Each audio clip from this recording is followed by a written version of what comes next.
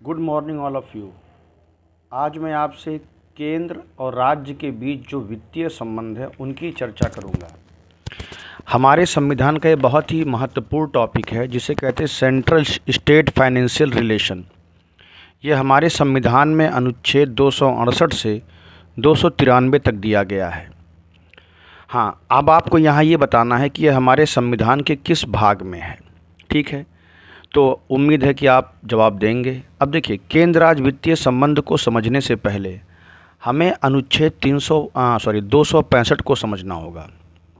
अनुच्छेद 265 ये कहता है कि no tax shall be levied और collected except by authority of law. मतलब किसी भी कर को तब तक नहीं लगाया जा सकता और ना ही वसूला जा सकता है जब तक कि वह कानून द्वारा अधिकृत ना हो। इसका मतलब यह है कोई कर सरकार तब तक नहीं लगा सकती जब तक कि उसे राज्य विधानमंडल या संसद द्वारा पास ना किया गया हो। इसका मतलब कार्यपालिका मनमाने ढंग से, यानी सरकार मनमाने ढंग से टैक्स नहीं वसूल सकती।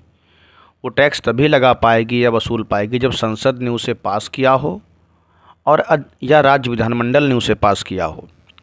तो ये आप ध्यान रखिएगा। आर्टिकल 265 बहुत इंपॉर्टेंट है और कई एग्ज़ाम में पूछा जा चुका है। आमतौर पर लोग संविधान के इस भाग को छोड़ देते हैं, लेकिन मैं यहाँ पर महत्वपूर्ण टॉपिक की चर्चा करूँगा।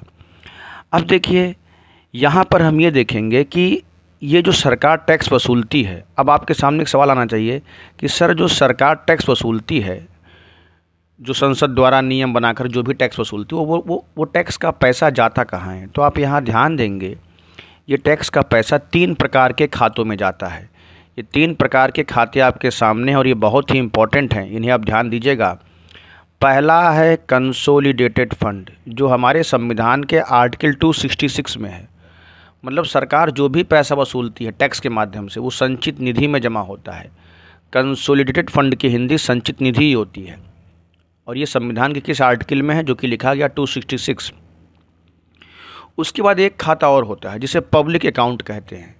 ये हमारे संविधान के 266 के 2 में है। ये 266 का 2 जो है, इसमें सरकार वो पैसा रखती है जो बाद में सरकार आपको लौटाती है। जैसे प्रोविडेंट फंड या डाकघर में जो आप पैसे जमा करते हैं, वो सब पैसे पब्लिक अकाउंट में जाते हैं। इसमें वो पैसे होते हैं जो सरकार आपको बाद में वापस कर देती है। कॉन्टीजेंसी फंड ये हमारे संविधान के अनुच्छेद 267 में है। इसमें ऐसे पैसे होते हैं जो आकस्मिकता यानी इमरजेंसी के लिए रखे जाते हैं। हाँ, अब कई बार ये क्वेश्चन बनता है कि consolidated fund, public account, contingency fund ये किसके कंट्रोल में होते हैं। देखिए, नोट कर लीजिएगा। कंसोलिडेटेड फंड संसद के अधीन होता है, यानी पार्लियामेंट के कंट्रोल में होता है। पब्लिक अकाउंट सरकार के कंट्रोल में होता है और कंटीजेंसी फंड राष्ट्रपति के कंट्रोल में होता है। इसको आप ध्यान रखेंगे, बड़ा ही इंपॉर्टेंट है और तीनों के अनुच्छेद से लेकर के सवाल आते रहते हैं। तो मैंने आपको ये 3 अकाउंट बताया, यानी जो टैक्स का पैसा है विभिन्न रूपों में इन्हीं तीनों अकाउंट में जमा होता है, जिसमें सबसे बड़ा अकाउंट कंसोलिडेटेड फंड है। अब यहाँ पर एक चीज़ और ध्यान देना होगा कि आर्टिकल 268 क्या कहता है। देखिए, आर्टिकल 268 ये कहता है, इसमें उन करों के बारे में है जो यूनियन यानी संघ द्वारा लगाए जाते हैं, यानी केंद्र द्वारा लगाए जाते हैं और राज्य द्वारा वसूला जाता है। मतलब इसमें वो टैक्स हैं जो केंद्र द्वारा लगाए जाते हैं, राज्य द्वारा वसूला जाता है और उन्हें राज्य द्वारा अपने पास रख लिया जाता है।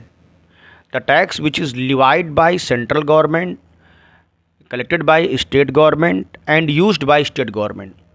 तो आर्टिकल 268 में उन करों का उल्लेख है जो केंद्र सरकार द्वारा लगाए जाते हैं, राज्य द्वारा वसूले जाते हैं और राज्य द्वारा ही रख लिए जाते हैं। तो इसको मैंने आपको इस पीपीटी में इस इमेज के माध्यम से समझाने का प्रयास किया है। अब देखिए, यहाँ पर आप एक चीज़ देखेंगे कि जो आर्टिकल 268 है, तो इसमें अब आपके दिमाग में एक सवाल आएगा कि सर ऐसे कौन से कर होते हैं जिनको केंद्र सरकार लगाती है, राज्य सरकार वसूलती है और अपने इस्तेमाल के लिए रख लेती है। तो देखिए, इसका सबसे अच्छा एग्जाम्पल है स्टाम्प ड्यूटी। जैसे आप जब कोई शेयर खरीदते हैं या कभी कभी कोई संपत्ति का लेन देन करते हैं तो एक स्टैम्प ड्यूटी लगता है। तो जो सेंट्रल वाली स्टैंप ड्यूटी होती है वो सेंट्रल गवर्नमेंट लगाती है, लेकिन राज्य सरकार उसे वसूलती है और अपने पास रख लेती है। इसको नोट कर लीजिएगा। तो कौन सा कर है मैं आपको दिखा दूं, मैं यहाँ लिख देता हूँ आपकी सुविधा के लिए, हालांकि इस पर लिखना आसान नहीं है। देखिए तो स्टैंप ड्यूटी,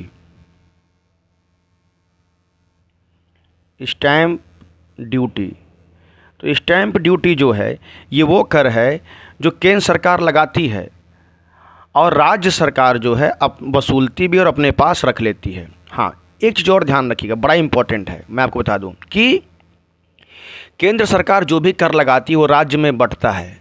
इसको नोट कर लीजिएगा, केंद्र सरकार जो भी कर लगाती है वो राज्य में बंटता है, लेकिन राज्य सरकार जो कर लगाती है वो केंद्र में नहीं बांटा जाता। ये इंपॉर्टेंट है, ध्यान रखिएगा। केंद्र सरकार यानी संघ सूची के अंतर्गत जो भी कर से पैसा मिलता है केंद्र सरकार को वो राज्य में बांटा जाता है, लेकिन राज्य सूची के विषय में जो भी कर दिए गए हैं वो राज्य वसूलता है, राज्य लगाता है, लेकिन केंद्र में नहीं बांटा जाता। यानी केंद्र से पैसा राज्यों को आता है, लेकिन राज्यों से पैसा केंद्र को नहीं जाता।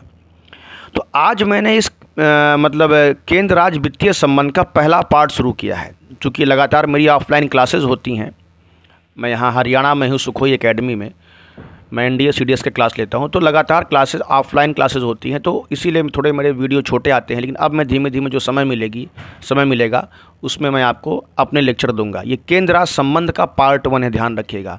तो आपको इसमें यह ध्यान रखना है कि मैंने कौन कौन से आर्टिकल बताए हैं और क्या समझाया है, कौन सा ऐसा कर है, कौन कौन से खाते बताए हैं, सरकार के पास कितने प्रकार के खाते होते हैं, इसको आप ध्यान रखेंगे। ये आपके सामने है।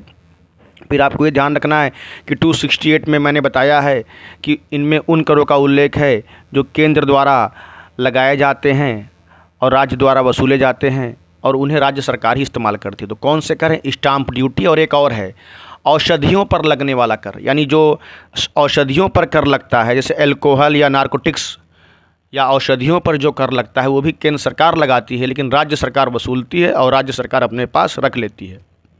तो उम्मीद है जैसे आपने मेरे शॉर्ट्स पर प्रतिक्रिया दी है उसे पसंद किया, लाइक किया, इस लेक्चर को भी पसंद करेंगे, लाइक करेंगे। और कमेंट बॉक्स में किसी भी प्रकार का कोई सवाल होगा तो आप पूछ सकते हैं। मैं कमेंट बॉक्स आपके लगातार देखता हूं और आपके मोटिवेशन से ही मैं इस तरह की वीडियो डालता रहता हूं और आगे भी ऐसा करता रहूँगा। अब इसका पार्ट 2 आएगा जिसमें केंद्र राज्य वित्तीय संबंध को हम फिर आगे देखेंगे और इस माध्यम से मैं कई प्रकार के टैक्स की भी चर्चा करूँगा। तो लगभग आप मेरे एक लेक्चर को देखेंगे तो बहुत सी बातें कवर हो जाएंगी और इस तरह से मैं धीमे धीमे महत्वपूर्ण टॉपिक पर लेक्चर लाता रहूँगा। Thank you very much.